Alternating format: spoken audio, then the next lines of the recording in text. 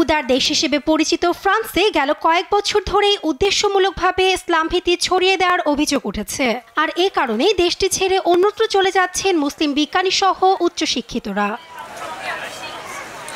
তবে এবার সেই দেশটিতেই প্রথমবারের মতো পেশা হিসেবে সরকারি স্বীকৃতি দেওয়া হয়েছে ইমামতিকে। তুরস্কের সংবাদ সংস্থা আনাদুলু এজেন্সি জানায়, গেল মঙ্গলবার আনুষ্ঠানিকভাবে এ ঘোষণা আসে। এ সিদ্ধান্তকে সাধুবাদ জানিয়েছে ফ্রান্সের মুসলিম কমিউনিটি। ফরাসি ইসলাম ফোরামের দ্বিতীয় বৈঠকের সমাপনী অধিবেশনে ফ্রান্সের স্বরাষ্ট্রমন্ত্রী ব্রুনো রেতাইও এটিকে ঐতিহাসিক পদক্ষেপ হিসেবে উল্লেখ করেন।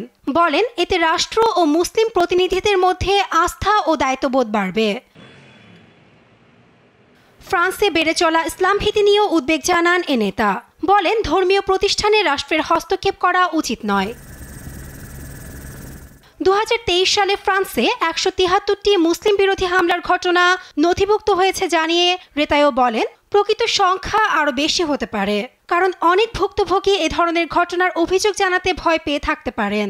এ সমস্যা সমাধানে ফরাসি সরকার একটি নতুন অনলাইন অভিযোগ প্ল্যাটফর্ম চালু করতে চলেছে, যেখানে ইসলাম বিদ্বেষী হামলা বা বৈষম্যের শিকার ব্যক্তিরা সহজে অভিযোগ জানাতে পারবেন। এদিকে ইমামদের স্বীকৃতির পর তাদের কাজকে একটি প্রাতিষ্ঠানিক কাঠামোর মধ্যে আনবে সরকার, যেখানে তাদের দায়িত্ব, কাজের পরিধি ও পেশাগত শর্তাবলী স্পষ্টভাবে উল্লেখ থাকবে। এছাড়া ইমামদের জন্য সরকারি নির্ধারিত কর্মসংস্থান চুক্তি থাকবে, যা তাদের কাজের নিরাপত্তা নিশ্চিত করবে।